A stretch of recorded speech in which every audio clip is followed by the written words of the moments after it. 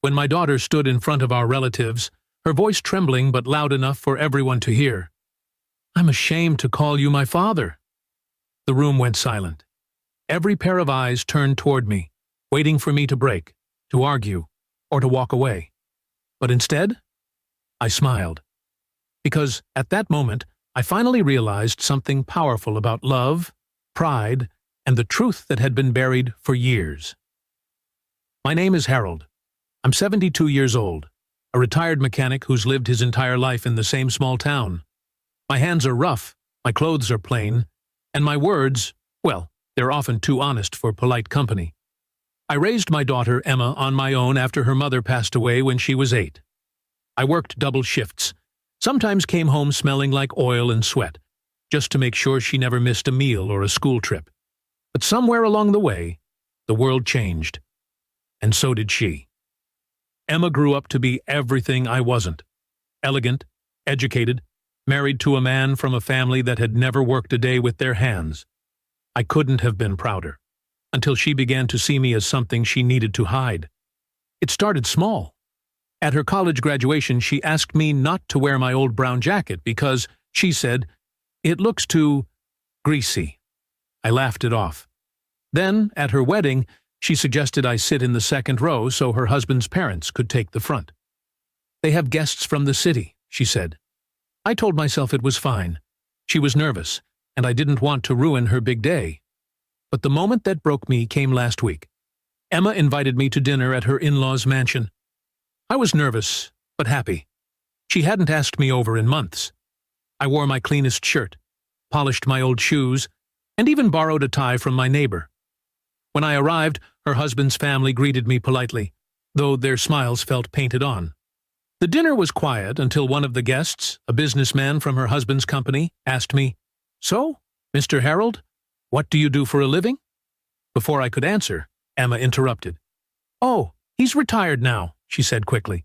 "He used to work with cars." "Used to?" I chuckled. "I still fix old engines for the kids in the neighborhood. Keeps me busy." Her face turned pale. "Dad, we don't need to go into that." The table went quiet again. I could feel the embarrassment radiating off her like heat. When dessert came, she excused herself and asked me to step outside with her. The night air was cold, but her words were colder. "Dad, why can't you just act a little more presentable?" "You don't understand how people see you." "People," I repeated. "Or you." Tears welled up in her eyes, but she said it anyway. "I'm ashamed of you, Dad. You never tried to fit in. You don't care about appearances or how others see me. You embarrass me." The words hit like a hammer, straight to my chest. For a moment I couldn't breathe. I looked at her, the same little girl who once held my hand walking to school, who cried when her shoelace broke, who made me promise I'd never leave her. And now, she was ashamed. I could have yelled.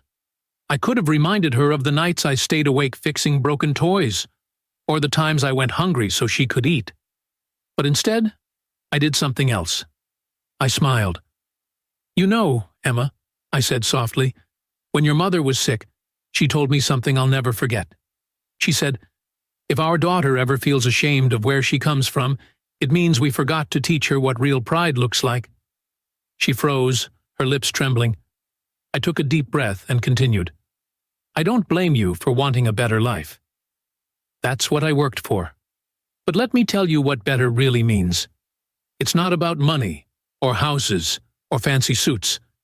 It's about being kind. It's about remembering the people who lifted you when you couldn't walk on your own.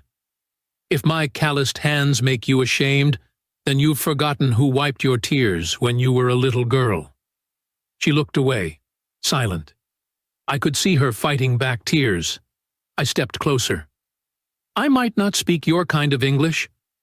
I might not know which fork to use at dinner, but every scar, every wrinkle, every grease stain on me tells a story of how I built a life for you, of how I loved you when loving myself was hard." I turned to go, but before I did, I said one last thing. "You don't have to be proud of me, Emma. Just don't forget that you are who you are because of me." I walked home that night under the streetlights, the wind brushing against my old jacket. My heart was heavy, but strangely, I felt free. Sometimes love means letting people face the truth on their own. The next morning, I heard a knock at my door. It was Emma. Her eyes were swollen, her makeup smeared. She didn't say a word. She just hugged me, tighter than she had in years. "I'm sorry, Dad," she whispered. "You're the only man I'll ever be proud to call my father." And that's when I realized respect earned from the world means nothing if you lose it from the people you love. But when love returns after being lost, it's stronger than before. That day, my daughter said she was ashamed of me. But my response didn't just silence the room, it reminded her who she truly was. And maybe, just maybe, it reminded me too.